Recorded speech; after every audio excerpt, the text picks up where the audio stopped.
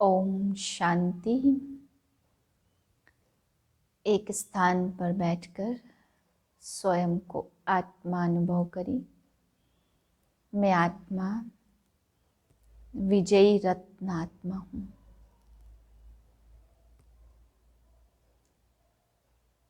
सफलता मूर्त हूँ।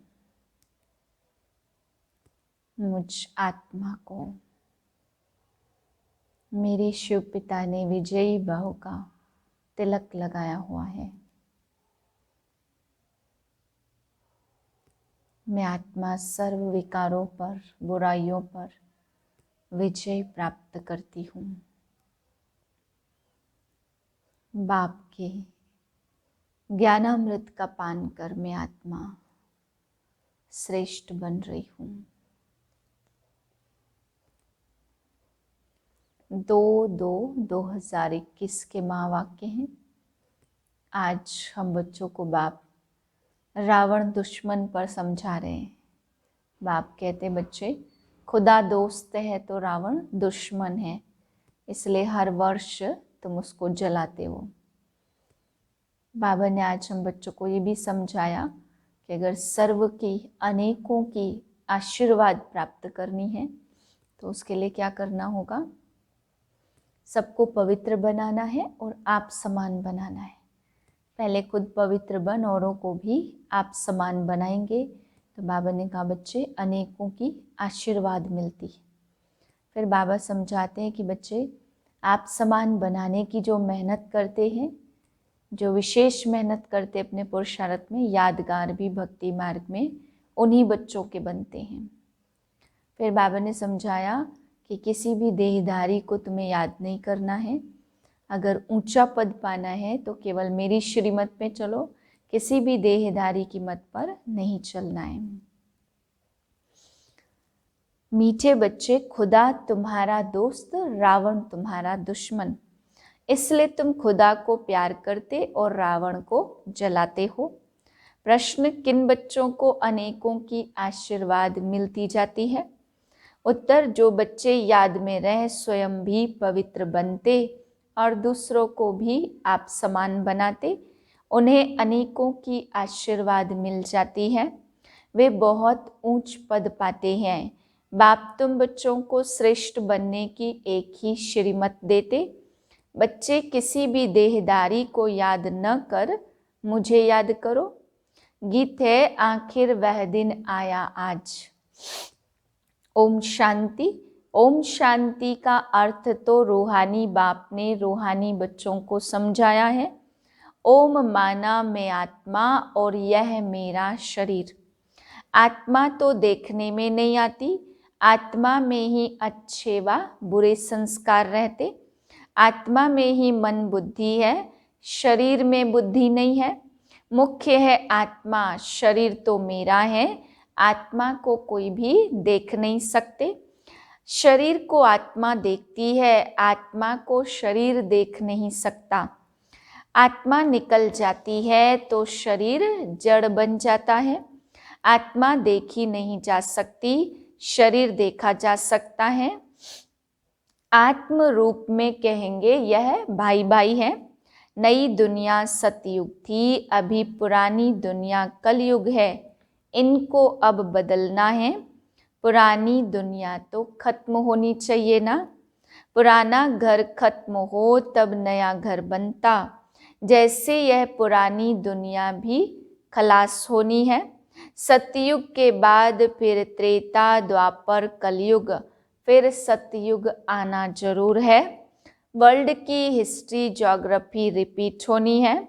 सतयुग में देवताओं का राज्य, सूर्यवंशी, चंद्रवंशी उनको कहा जाता।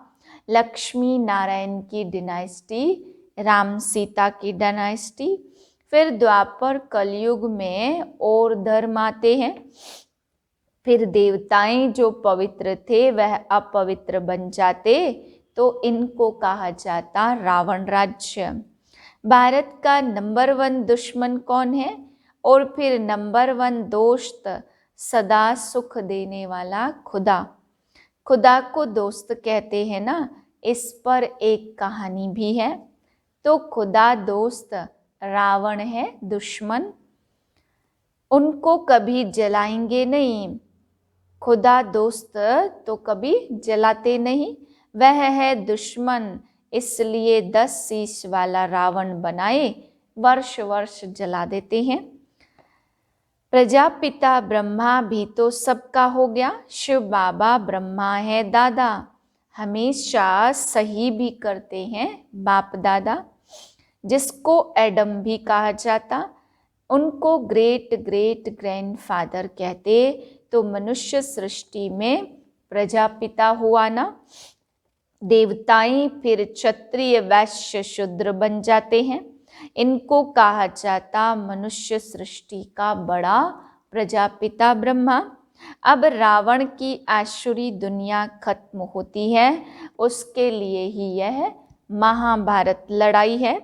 फिर सतयुग में इस रावण दुश्मन को कोई जलाएंगे ही नहीं, रावण होगा ही नहीं, रावण ने ही दुख की दुनिया बनाई।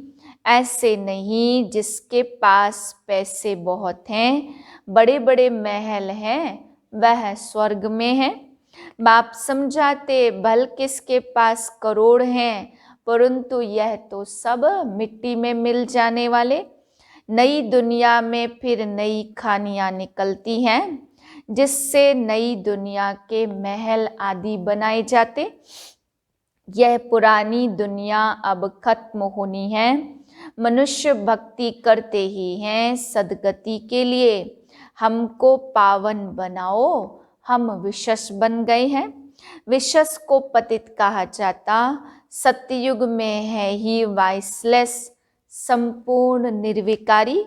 वहाँ बच्चे योग बल से पैदा होते हैं, विकार वहाँ होता ही नहीं है, न देह अभिमान न काम क्रोध। 5 विकार होते नहीं, इसलिए वहाँ कभी रावण को जलाते नहीं है। यहाँ तो रावण राज्य है। अब बाप कहते तुम पवित्र बनो, यह पतित दुनिया खत्म होनी है। जो श्रीमत पर पवित्र रहते, वही बाप की मत पर चलकर विश्व की बादशाही पाते। इन लक्ष्मी नारायण का राज्य था ना, तो अभी है रावण राज्य जो खत्म होना है। सतयुगी राम राज्य स्थापन होना है, तो सतयुग में बहुत थोड़े मनुष्य रहते।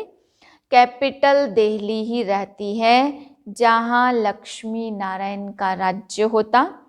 दिल्ली सतयुग में परिस्तान थी, दिल्ली ही गद्दी है।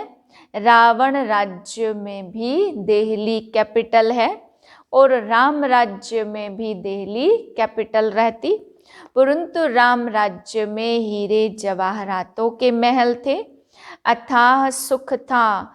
तो अभी बाप कहते तुमने विश्व का राज्य गवाया, मैं फिर तुमको देता हूँ। तुम मेरी मत पर चलो, श्रेष्ठ बनना है तो मुझे याद करो, और किसी देहधारी को याद न करो। अपने को आत्मा समझ मुझ बाप को याद करो, तो तमो प्रधान से सतो प्रधान बन जाएंगे। तुम मेरे पास चले जाएंगे, मेरे गले की माला बनकर फिर विष्णु की माला बन जाएंगे। माला में ऊपर में हूँ, हम 2 हैं ब्रह्मा सरस्वती। वही सतयुग के महाराजा महारानी बनते, उन्हों की फिर सारी माला है जो नंबरवार गद्दी पर बैठते हैं। मैं इस भारत को ब्रह्मा सरस्वती और ब्राह्मणों द्वारा स्वर्ग बनाता हूँ। जो मेहनत करते उन्हों के ही फिर यादगार बनते हैं। वह है रुद्रमाला और वह है विष्णु की माला। रुद्रमाला है आत्माओं की और विष्णु की माला है मनुष्यों की। आत्माओं के रहने का स्थान निराकारी परम धाम है, जिसको ब्रह्मांड भी कहते। आत्मा कोई अंडे मिसल नहीं है, आत्मा तो बिंदी मिसल है।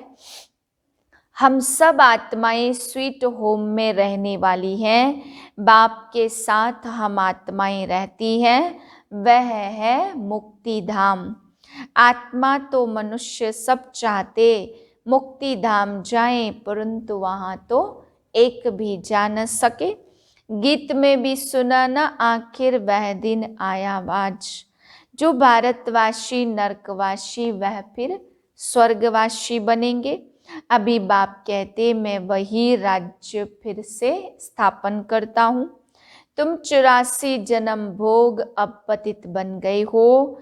पतित बनाया है रावण ने, फिर पावन कौन बनाते? भगवान, जिसको पतित पावन कहते हैं। तुम कैसे पतित से पावन और पावन से पतित बनते हो? वह सारी हिस्ट्री रिपीट होगी। यह विनाश है ही इनके लिए। कहते हैं ब्रह्मा की आयु 100 वर्ष है। यह जो ब्रह्मा है जिसमें बाप बैठ वर्षा दिलाते, उनका भी शरीर छूट जाएगा। आत्माओं को बैठ आत्माओं का जो बाप है वह समझाते। मनुष्य मनुष्य को पावन बना न सके। देवताएं कभी विकार से पैदा नहीं होते, पुनर्जन्म तो सब लेते आते हैं। बाप कितना अच्छी तरह से समझाते कि कहाँ तकदीर जग जाए। बाप आते ही है मनुष्य मात्र की तकदीर जगाने। सब पतित दुखी है ना, तो त्राही त्राही कर विनाश हो जाएंगे। इसलिए बाप कहते त्राही त्राही करने से पहले मुझ बेहद के बाप से वर्षा ले लो। यह जो कुछ दुनिया में देखते हो यह सब खत्म हो जाना है। Fall of Bharat, rise of Bharat, इसका ही खेल है तो राइज ऑफ वर्ल्ड। स्वर्ग में कौन कौन राज्य करते यह बाप बैठ समझाते हैं। कौन कौन धर्म कब आते? द्वापर के बाद ही और धर्म आते हैं। पहले सुख भोगते फिर भोगते हैं दुख। यह सारा चक्र बुद्धि में बिठाना होता, जिससे तुम चक्रवर्ती महाराजा महारानी बनते हो। सिर्फ अल्प और बेसमझाना है। अब विनाश तो होना ही है। हंगामा इतना हो जाएगा जो विलायत से फिर आ भी नहीं समझ सकेंगे। इसलिए बाप समझाते भारत भूमि सबसे उत्तम है। जबरदस्त लड़ाई लगेगी फिर वहां के वहां ही रह जाएंगे। 50-60 लाख भी देंगे तो भी मुश्किल आ सकेंगे। भारत भूमि सबसे उत्तम जहां बाप अवतार लेते। शिव जयंती भी यहाँ मनाई जाती, तो सिर्फ कृष्ण का नाम डालने से सारी महिमा ही खत्म हो गई है।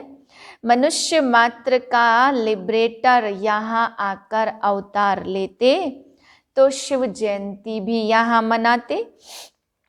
गॉड फादर ही है जो आकर लिबरेट करते हैं, तो ऐसे बाप को ही नमन करना चाहिए, उनकी ही जयंती मनानी चाहिए। वह बाप यहाँ भारत में आकर सबको पावन बनाते, तो यह सबसे बड़ा तीर्थ ठहरा। सबको दुर्गति से छुड़ाए सदगति देते हैं। यह ड्रामा बना हुआ है, तुम आत्माएं जानती हो। हमारा बाबा हमको शरीर द्वारा यह राज समझा रहे हैं। हम आत्मा इस शरीर द्वारा सुनती है।